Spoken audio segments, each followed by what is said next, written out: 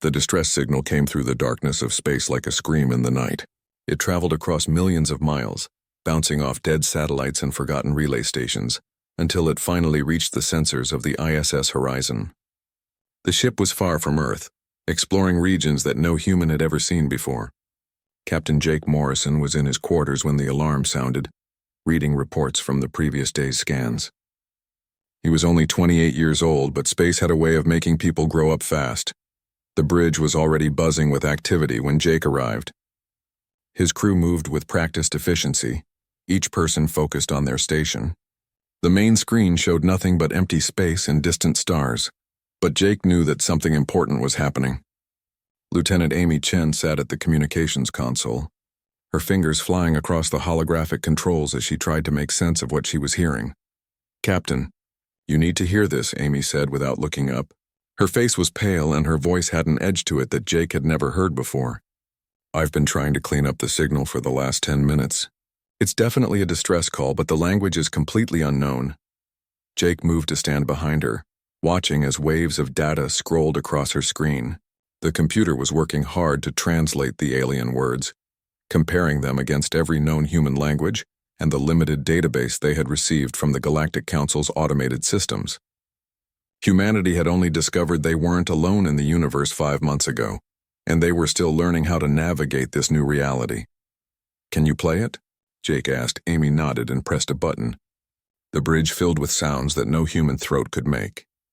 There were clicks and whistles, deep rumbling tones and high-pitched squeals. It was beautiful in a strange way, but there was also something desperate about it. Even without understanding the words, Jake could hear the fear. The computer finished its work and a translation appeared on the screen. Amy read it aloud, her voice shaking slightly. "They're saying they're under attack. Something about raiders destroying their settlements. They're asking for help from anyone who can hear them. They say they don't have much time left." Commander Lisa Grant stepped forward from her station near the weapons console. She was 42 years old and had spent 20 years in Earth's military before joining the space program. Her dark hair had silver streaks running through it, and her eyes were hard from seeing too many battles. But there was also kindness there, buried deep beneath the soldier's mask. "How far away are they?" Lisa asked. Amy checked her readings and frowned. "About 6 light-years from our current position, just beyond the Kepler belt in a region the Galactic Council database marked as unsettled territory. If we push the engines to maximum and use slipspace travel, we could reach them in about 48 hours. Jake felt the weight of every eye on the bridge. This was the moment that would define not just his command, but possibly humanity's place in the galaxy. Earth had been welcomed into the galactic community with a simple automated message and a database of information. But no actual aliens had contacted them yet. No one had reached out to say hello or offer friendship. Humanity had been left alone to figure things out. The Galactic Council's database had taught them many things.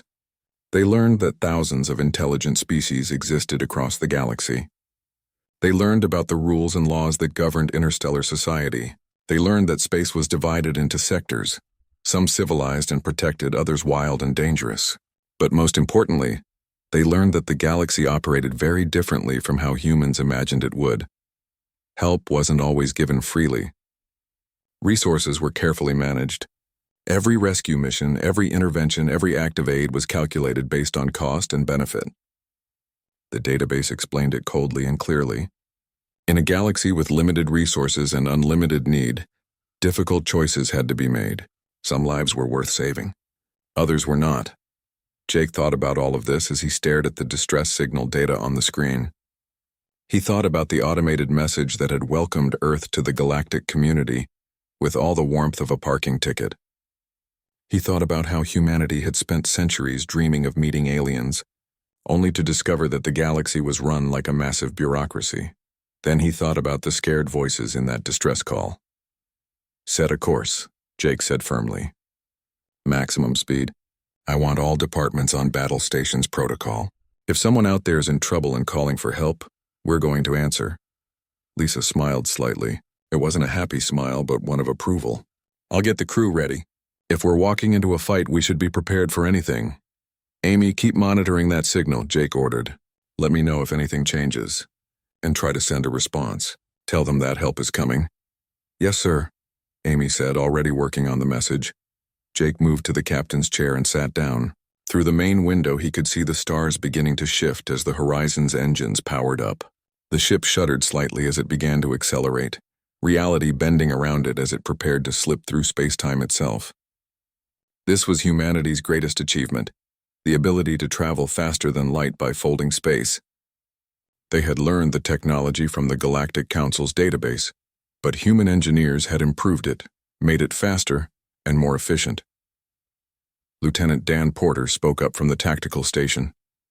He was a young man, barely 25, but he had sharp eyes and quick reflexes. "Captain, I'm running simulations based on what we know about raider tactics from the database. If this is a standard pirate operation, we'll be outnumbered and outgunned. What are our chances?" Jake asked. Dan hesitated. "If we're lucky, 50-50. If we're not, well, let's just say I'm glad I wrote that letter to my mom before we left Earth." A few nervous laughs rippled through the bridge crew. It helped ease the tension that had been building. Jake appreciated Dan's honesty. He didn't want officers who would lie to make him feel better. He wanted people who would tell him the truth, no matter how ugly it was. "Then we'll have to be lucky," Jake said. "Or smart. Or both." The hours crawled by as the Horizon raced through space. The crew worked in shifts, some sleeping while others monitored systems and prepared for what was coming. Jake tried to rest but found it impossible. He kept thinking about that distress call, about the fear in those alien voices. Somewhere out there, people were dying. Maybe they were already dead. Maybe the Horizon would arrive too late to do anything but count bodies and file reports, but maybe not. Jake had grown up in Seattle, in a world that had been unified for barely 50 years. He remembered the stories his grandfather told about the old days, when nations fought each other over resources and ideology. His grandfather had been a soldier in the last of those wars, had seen terrible things and done things he regretted. But he had also taught Jake an important lesson. The only thing necessary for evil to triumph, his grandfather had said, quoting someone from centuries ago, is for good people to do nothing. When you can help and you choose not to, you become part of the problem. Jake understood now what his grandfather meant. The galaxy had rules, had systems, had protocols, but those rules meant that somewhere out there, people were dying because saving them wasn't efficient enough. That didn't sit right with Jake. It didn't sit right with any of the crew. Amy's voice broke through his thoughts. "Captain, we're picking up more signals from the distress call location. There's weapons fire, explosions, and what sounds like buildings collapsing. The attacks are still ongoing." "How much longer until we arrive?" Jake asked. 36 hours at current speed, 36 hours. It felt like a lifetime. Jake stood up and walked to the main window, staring out at the streaking stars. The Horizon was moving faster than light, bending the laws of physics through sheer human stubbornness. But it still wasn't fast enough. "Push the engines harder," Jake ordered. "I don't care if we burn out every power cell we have. Get us there faster." Lisa joined him at the window. "You know this might be a trap, right? Raiders could be using the distress call to lure in rescue ships." "I know," Jake said. "And you know the Galactic Council might not approve of us interfering in affairs outside Council space." "I know that too. And you're still going to do this?" It wasn't a question, but Jake answered anyway. "Yes," Lisa nodded. "Good. I'd be disappointed if you didn't." The Horizon flew on through the darkness, carrying a crew of humans toward danger and uncertainty. They didn't know what they would find when they arrived. They didn't know if they would survive. They didn't even know if anyone would still be alive to save. But they were going anyway, because that's what humans did. When someone called for help, you answered. It didn't matter if it was efficient or strategic or politically wise. It didn't matter if the person calling was a stranger from a species you'd never met. What mattered was that someone needed help, and you had the power to provide it. The galaxy was about to learn something important about the newest species to join the galactic community. Earth was a harsh world, a planet that tried to kill its inhabitants with storms and earthquakes and predators. It had forged humanity in fire and ice, had taught them to be tough and resilient, but it had also taught them something else, something the comfortable civilized species of the galaxy had forgotten. The colony world was dying. From orbit, Jake could see the smoke rising from burning settlements below. The planet had been beautiful once, with purple forests and crystal-clear oceans. Now it looked like someone had taken a torch to paradise. Black scars marked the surface where fires had raged unchecked. The sensors showed 6 large ships circling the planet like vultures waiting for something to die. Elder Vexillor huddled in the underground shelter with what remained of his people. His body ached from wounds that would never fully heal. The chitinous plates that covered his body were cracked in several places, and purple blood had dried around the edges of the breaks. Around him, 37 other Valkyrie survivors waited in the darkness. Most of them were younglings too small to fight or elders too old to run. The strong ones, the warriors and workers, they had died defending the colony above. Vexillor had lived for 60 cycles, which was old for his species. He had seen many things in his long life, but he had never expected to die like this. Hunted, abandoned, forgotten by a galaxy that had promised protection but delivered nothing but empty words. The Valkyrie had been part of the Galactic Council for 300 cycles. They had paid their taxes, followed the rules, and believed that civilization would protect them. They had been wrong. Coordinator Nixara sat beside him in the darkness. She was younger, only 30 cycles old, but her 4 eyes had lost their light. Hope had died in her several days ago when the raiders first attacked. "The beacon has been active for 6 cycles," she whispered. "No one is coming. The Council has abandoned us because we're too far from the core worlds. We don't matter enough to save." Vexillor wanted to argue with her, to tell her that help would come, but he had lived long enough to know the truth. The Galactic Council operated on cold mathematics. Every rescue mission was calculated based on resources spent versus strategic value gained. A small colony on the edge of Council space, populated by a species that contributed little to the greater galactic economy, simply wasn't worth the cost of saving. Above ground, the raiders continued their work. They moved through the ruins of the colony with practiced efficiency, searching for anything valuable. Technology, rare minerals, genetic samples, anything they could sell on the black markets that existed in the spaces between civilized worlds. The Krolath were a species built for violence. They stood 7 feet tall with thick armored scales covering their bodies. Their claws could tear through steel, and their ships were heavily armed. War Master Throck commanded the raiding fleet. He was massive even by Krolath standards, with battle scars covering his body like medals. He had led dozens of raids like this one, and they all followed the same pattern. Attack quickly. Kill anyone who resisted, take everything valuable, and then burn the rest. Leave no witnesses, no evidence, nothing that could trace back to the Krolath Confederacy. Finish the extraction, Throck growled to his subordinates. His voice was deep and rough like grinding stones.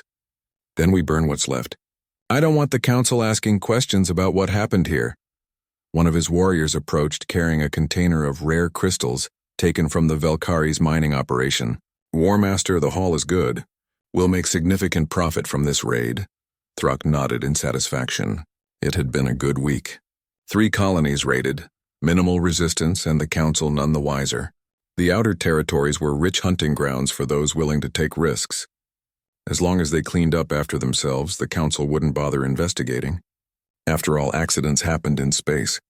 Colonies failed. Pirates attacked. These things were regrettable but unavoidable. That's when reality tore itself apart.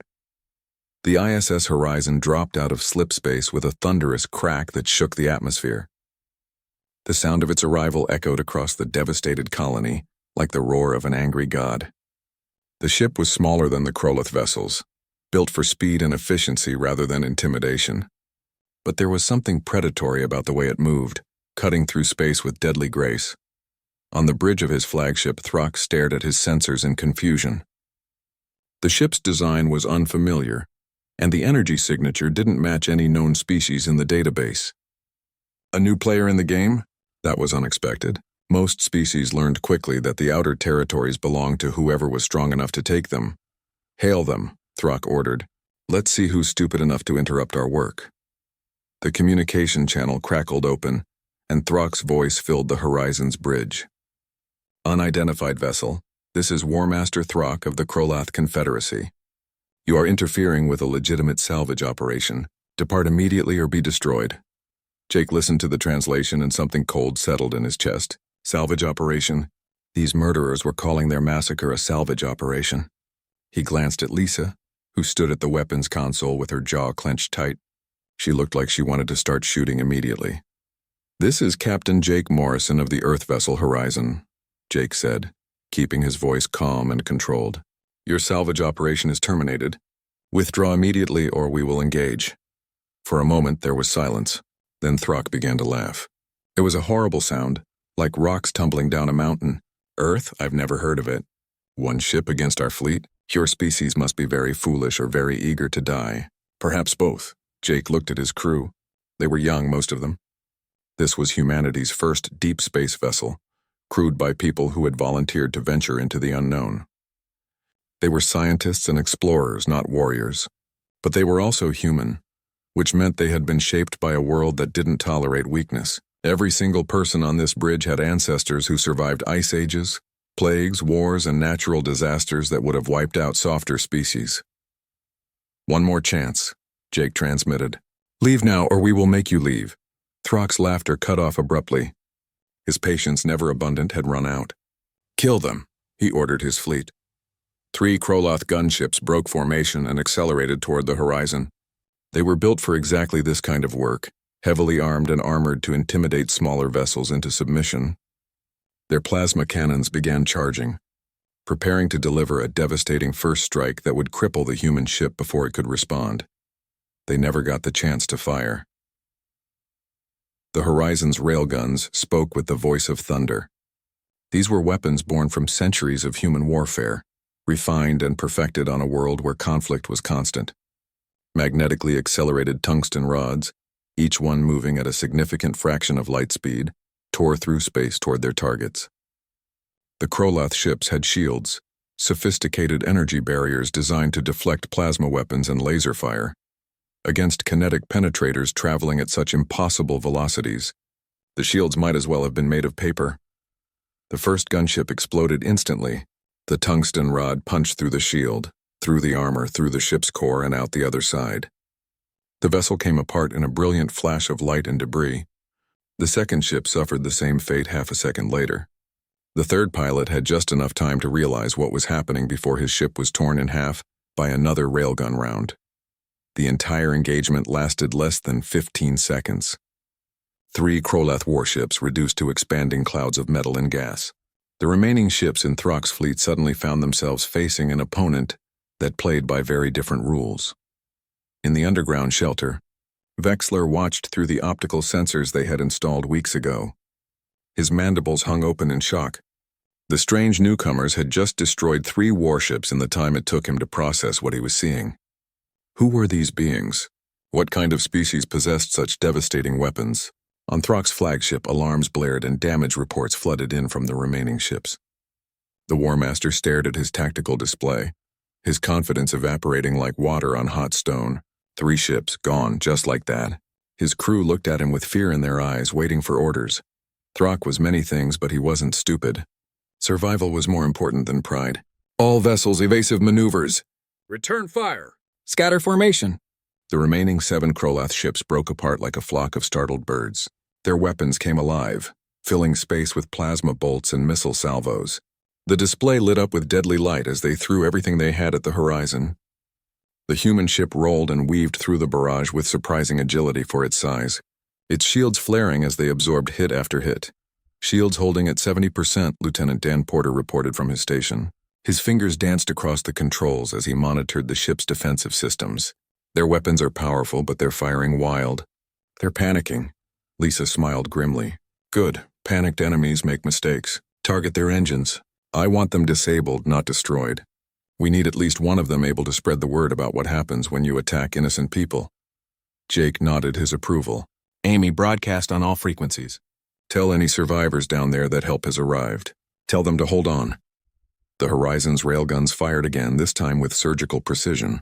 The tungsten rounds slammed into the engine sections of the Kroloth vessels, shredding their propulsion systems without destroying the ships entirely. 2 more ships went dark, their engines ruined. Nixara stepped forward from behind Vexlar, her 4 eyes studying the humans with a mixture of fear and curiosity. She had never seen beings like these before.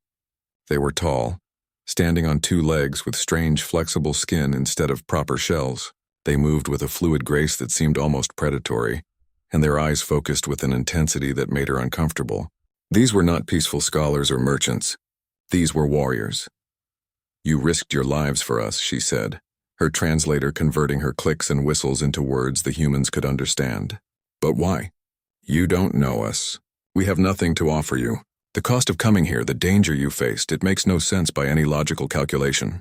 Jake looked at the Velkari survivors, seeing the wounds and burns that covered their bodies. Some of them could barely stand. The younglings clung to the adults, their small bodies shaking with fear. These were people who had been through hell and somehow survived. He thought about what Nixara said, about logic and calculations and cost. Maybe she was right. Maybe it didn't make sense by the galaxy's standards. We didn't come here because it made sense, Jake said quietly. We came because it was right. Where we come from, that's reason enough. Sergeant Kyle Davis stepped forward and knelt beside one of the wounded Velkari younglings. The small creature flinched away, but Kyle moved slowly and carefully. He pulled a medical kit from his pack and began treating a nasty burn on the youngling's arm. His huge armored hands worked with surprising gentleness. We need to get you all medical attention, Jake said. Our ship has a medical bay. It's not fancy, but our doctor knows what she's doing. Can you walk, or do we need to carry you? Vexlar's mandibles opened and closed several times before he found words. You would take us aboard your vessel? You would share your medical resources with us? Of course, Lisa said, having just arrived with the second shuttle. She looked at the Velkari with professional assessment, cataloging injuries and prioritizing treatment. What else would we do? Leave you here to bleed? The Velkari looked at each other in confusion. In their experience, resources were carefully guarded. Medical care was allocated based on species value and individual contribution to society. The idea that strangers would offer help freely without negotiation or payment was completely foreign to them. But the cost, Nixara insisted. Your medical supplies, your time, your ship's resources. How will we repay you? Kyle laughed as he finished bandaging the youngling's arm. Lady, you don't owe us anything. That's not how this works. Over the next hour, the Marines helped the Velkari survivors onto the shuttles. Some could walk with assistance, others had to be carried. The humans moved with efficiency born from training, but also with a gentleness that surprised the aliens. These warriors who had destroyed 3 warships in seconds now cradled wounded children with tender care.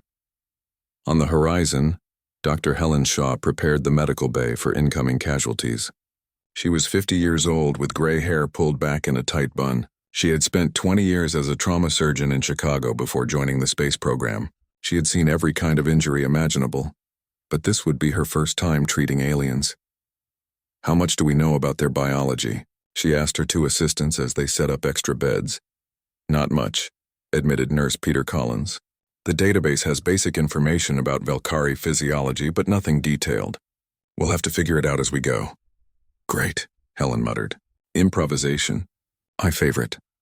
The first shuttle arrived and the wounded began flowing into the medical bay.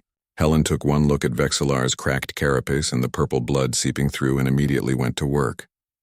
She moved with practiced confidence, her scanner analyzing his biology while her hands cleaned and treated the wounds. Your cellular structure is fascinating, she said as she worked. Much more delicate than human cells, but also more efficient at oxygen distribution. No wonder you're so light and graceful. Vexillar winced as she applied something that burned. You speak as if our fragility is interesting rather than shameful. Helen paused and looked at him with kind eyes. Fragile? You survived a massacre, protected your people, and kept them alive for days in a shelter with limited supplies. That's not fragile. That's strong. While Helen worked on the wounded, Jake led Vexillar and Nixara to the observation lounge. He wanted to talk with them away from the chaos of the medical bay. The lounge had large windows that showed the planet below and the stars beyond. Jake offered them something the ship's computer identified as safe for their biology. It was a warm beverage similar to tea. Vexillar held the cup in his chitinous hands, feeling the heat spread through his body. It was surprisingly pleasant. He looked at Jake with his large eyes, studying the human captain carefully. Tell me about your world. What kind of place produces beings like you? Jake pulled up a holographic display showing Earth rotating slowly in the air between them. The planet was blue and green with white clouds swirling across its surface. It looked peaceful and beautiful from space. This is Earth, Jake said. It's our home. Nixara consulted her datapad, accessing the Galactic Council's planetary classification system. Her eyes grew wider as she read the information. This says Earth is classified as a Class 12 world. That can't be correct. Class 12 planets are death worlds. No intelligent life can possibly evolve on such hostile environments. What's a death world? Lisa asked, though she had a feeling she already knew the answer. Vexillar's voice shook slightly as he explained. The Galactic Council classifies planets based on their danger to life.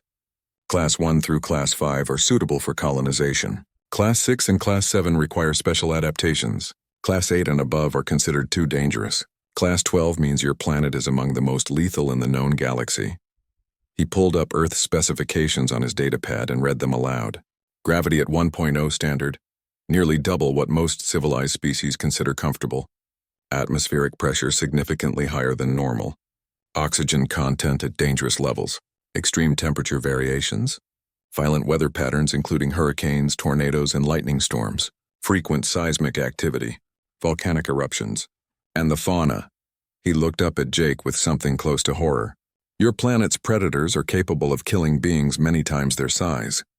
You have creatures in your oceans that can swallow ships whole.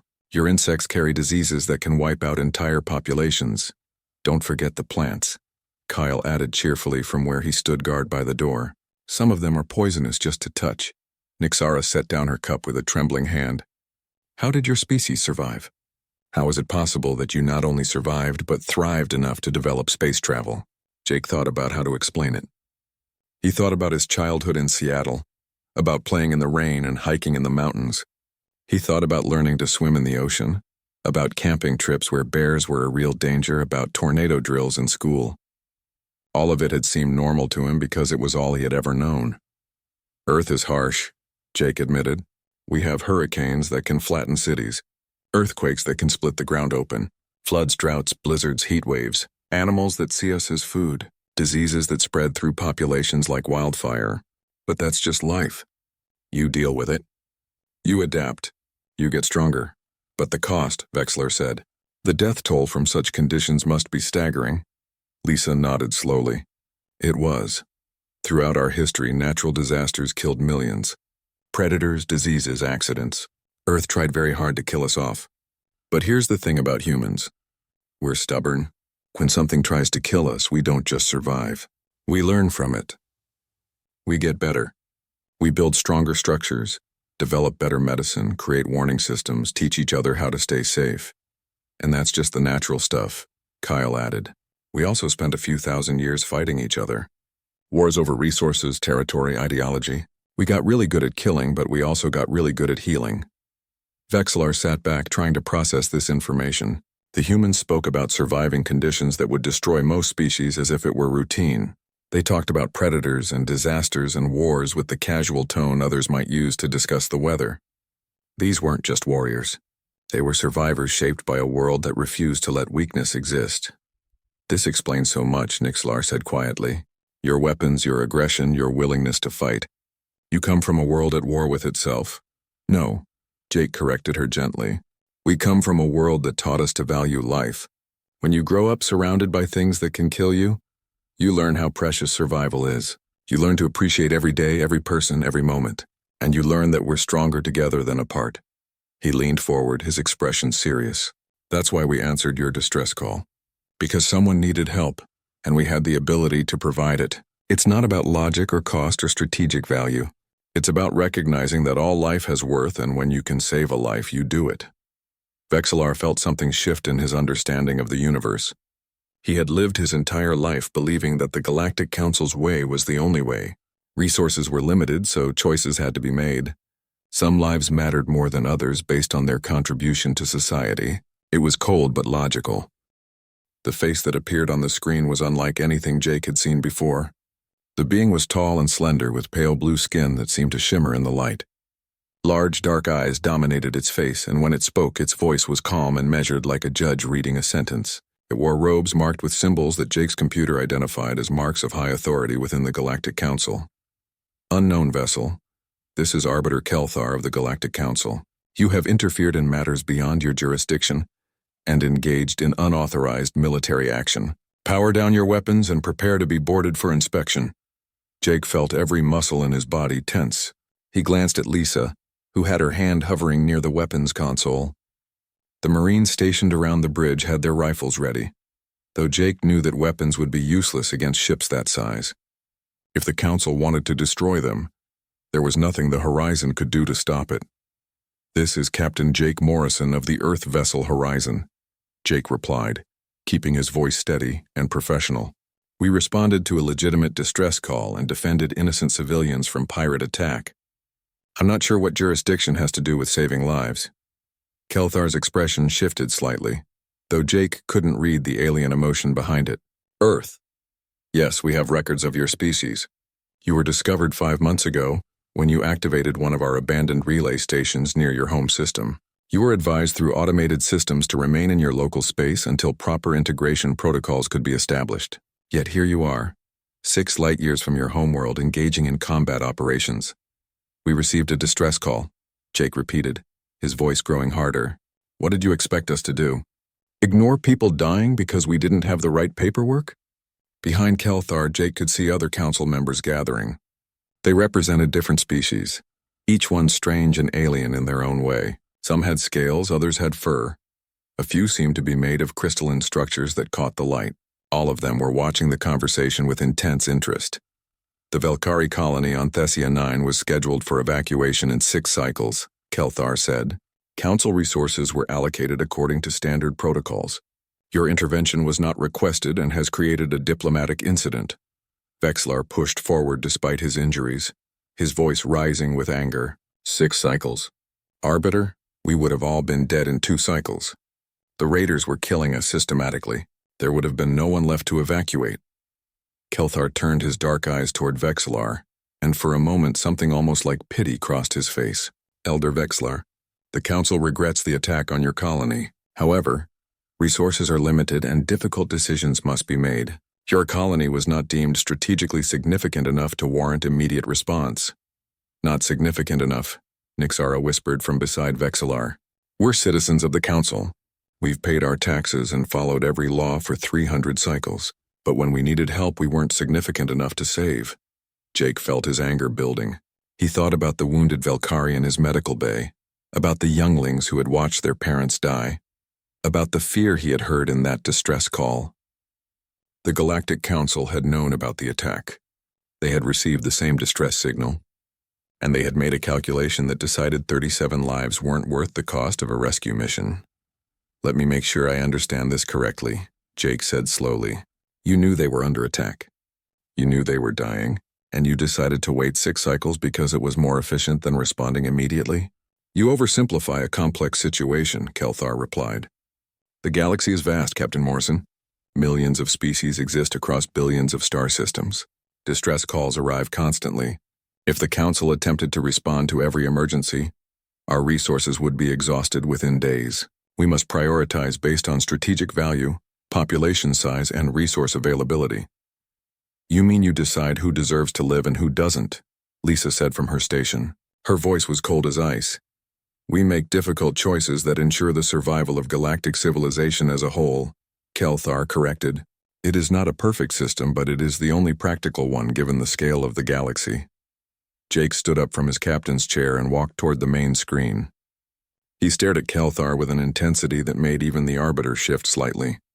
Where we come from, we have a saying. The only thing necessary for evil to triumph is for good people to do nothing. Your system, your protocols, your calculations, they're just fancy ways of doing nothing while people die. A ripple of shock went through the council members visible behind Kelthar. Apparently, no one spoke to an Arbiter like that. But Jake was beyond caring about diplomatic niceties. He thought about Earth. About all the times throughout human history when people had looked away from suffering because it was easier or more convenient. He thought about how many lives could have been saved if more people had chosen to act instead of calculating costs. Your sentiment is understandable but naive, Kelthar said. You come from a single planet with a unified government. You cannot comprehend the complexity of managing a galactic civilization. Maybe not, Jake admitted, but I understand right and wrong. And letting innocent people die when you have the power to save them is wrong, no matter how you try to justify it. Kyle spoke up from his position by the door. Sir, permission to speak freely? Jake nodded. Arbiter, you called Earth a death world, right? Class 12 environmental hazard? Kyle's voice carried an edge of dark humor. You know what we learned growing up on a planet that tries to kill you every day? We learned that life is precious. We learned that when you have the power to help someone, you use it. We learned that excuses don't bring back the dead. Dan added from the tactical station. We also learned that sometimes you have to fight for what's right, even when the odds are against you, especially when the odds are against you. Kelthar was silent for a long moment. When he spoke again, his voice carried a note of genuine curiosity. You truly believe this, don't you? All of you. This is not posturing or political maneuvering. You genuinely believe that you were obligated to risk your lives for beings you had never met? Yes, Jake said simply, because that's what being human means. Another council member pushed forward, this one a reptilian being with emerald scales. Her voice was sharp and accusatory. You destroyed 3 Kroloth vessels and disabled 2 more. You engaged in military action without council authorization. Do you deny this? I don't deny it, Jake replied. They were murdering civilians. We stopped them. I'd do it again without hesitation. The reptilian's eyes narrowed. The Kroloth Confederacy, while not council members, maintains trade agreements with several member species. Your actions could destabilize delicate political relationships. Then maybe those relationships need to be destabilized, Lisa said. If you're trading with species that raid colonies and murder civilians, what does that say about your council? Amy looked at Jake with concern in her eyes. The crew was digging themselves deeper with every word, but no one seemed willing to back down. They had come too far and seen too much to pretend that the council's system was acceptable. Kelthar raised a hand for silence. The other council members quieted immediately, though several looked like they wanted to continue arguing. The Arbiter studied the humans carefully, his dark eyes moving from face to face. Captain Morrison, you have placed us in a difficult position, Kelthar said finally. Your actions violate established protocols and precedents that have maintained galactic order for thousands of cycles. However, I find myself curious about something. Your vessel is small. Your crew is young and inexperienced in galactic affairs. Yet you defeated a Kroloth raiding party with minimal effort. How? Jake exchanged glances with Lisa before answering. Our weapons technology is different from yours. We use kinetic kill vehicles, magnetically accelerated projectiles. They're effective against energy shields because shields are designed to stop energy weapons, not solid objects moving at near light speed. Fascinating, Kelthar murmured. And these weapons, they were developed on your homeworld? Yes. We spent a long time fighting each other before we unified. War drove a lot of our technological development. A Deathworld species that mastered warfare before reaching the stars, another council member observed. This explains much about your capabilities and your attitudes. Kelthar made a decision. Jake could see it happen, though he couldn't read the alien's expression well enough to know if it was good or bad. Captain Morrison, the Galactic Council cannot simply ignore your violations of established protocols. However, we also cannot ignore the fact that you saved 37 Velkari lives that would have otherwise been lost. Therefore, we are prepared to offer you an alternative to prosecution. What kind of alternative? Jake asked warily. You claim your species values helping those in need. Prove it. We are establishing Earth as a rapid response hub for emergency situations in the outer territories. You will have access to council resources, technology upgrades, and navigational data. In exchange, you will respond to distress calls that our regular forces cannot reach in time. Lisa's jaw dropped. You're making us your emergency response team? The journey back to Earth took 3 days. During that time, Dr. Helen Shaw worked tirelessly to heal the Velkari survivors. Her medical bay had become a strange mix of human and alien, with Velkari resting in beds designed for humans, while human nurses learned to treat wounds on bodies they had only seen in databases. Despite the challenges, every single Velkari survived. Helen had lost patients before, too many to count during her years as a trauma surgeon, but this time everyone lived. It felt like a small miracle. Vexler spent most of the journey in the observation lounge watching the stars slide past as the horizon traveled through slip space. He had lived among the stars his whole life, but somehow it all looked different now. The galaxy seemed smaller and larger at the same time. Smaller because he had met beings who crossed it to answer a distress call from strangers. Larger because he now understood how much the Council's system had hidden from him. Nixara found him there on the second day, moving carefully on legs that were still healing. She sat beside him in silence for several minutes before speaking. Do you think we made the right choice? Going to Earth instead of requesting relocation to another Velkari colony? Vexlar clicked his mandibles thoughtfully. There are no other Velkari colonies in this sector. The Council would have split us up. sent us to different worlds where we would be useful. The younglings would go to educational facilities, the workers to factories, and elders like me to retirement centers. We would never see each other again. And on Earth? On Earth, we stay together. We rebuild. We help these humans understand the galaxy they've just joined. Vexlar turned his large eyes toward her. But more than that, I want to see this death world that created such beings. I want to understand what kind of place forges warriors with hearts of protectors. Kyle walked into the observation lounge carrying 3 cups of coffee. He had discovered that Velkari could drink it without harm, and several of the survivors had developed a taste for the bitter human beverage. He handed cups to Vexlar and Nixara before settling into a chair with his own. "You're going to love Earth," Kyle said with a grin. "Sure, it tries to kill you occasionally, but it's home.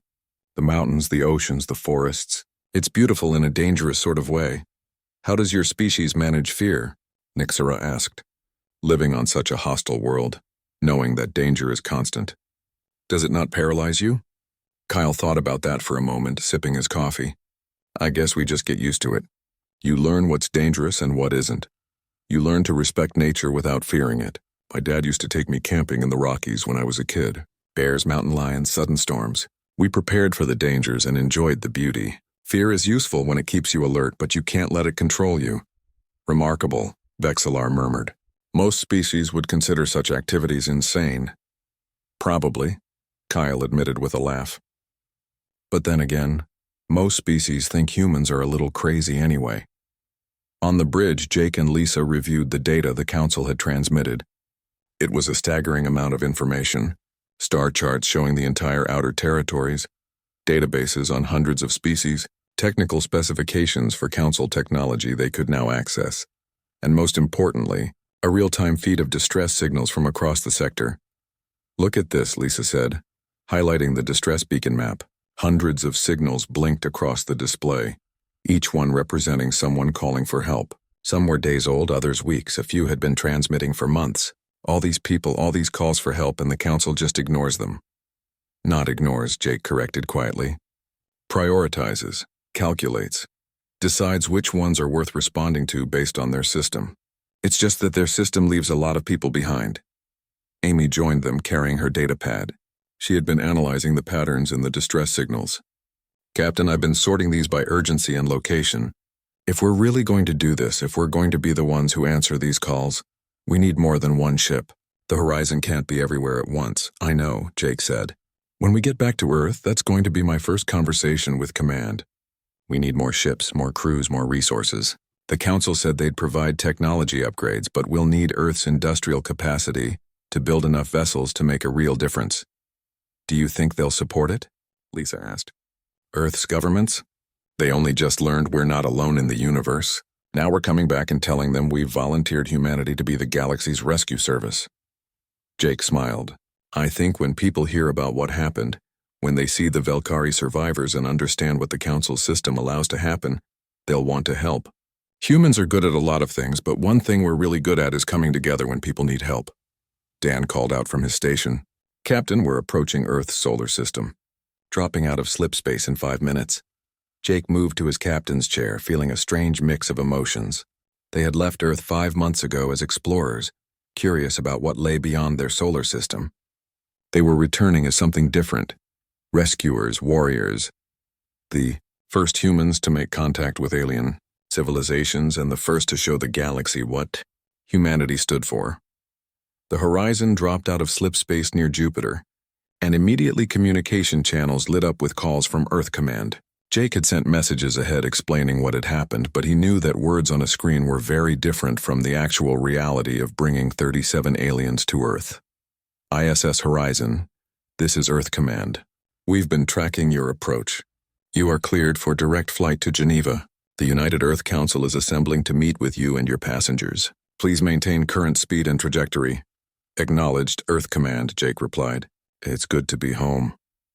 As the horizon flew past Mars and entered Earth's sphere of influence, Vexlar and the other Velkari gathered in the observation lounge to see humanity's homeworld for the first time. The planet grew larger in the windows, and gasps of amazement rippled through the Velkari survivors. Earth was unlike any world they had seen. The swirling white clouds, the deep blue oceans, the green and brown continents. But it was the energy readings that shocked them most. The planet practically hummed with geological activity, tectonic plates grinding against each other, volcanoes waiting to erupt, storm systems that could flatten entire cities. The gravity well was so strong that smaller species would struggle to even walk on the surface. "This is a Class 12 death world," Nixara whispered. "I read the specifications, but seeing it is different." "How do you survive down there?" Kyle stood beside them, looking at Earth with obvious affection. "You'll see. Yeah, it's dangerous, but it's also the most beautiful place in the universe. At least I think so." The horizon descended through the atmosphere, and the Velkari watched in wonder as the landscape unfolded beneath them. Mountain ranges that reached toward the sky, oceans that stretched to the horizon, forests so vast they seemed endless, and everywhere signs of human civilization.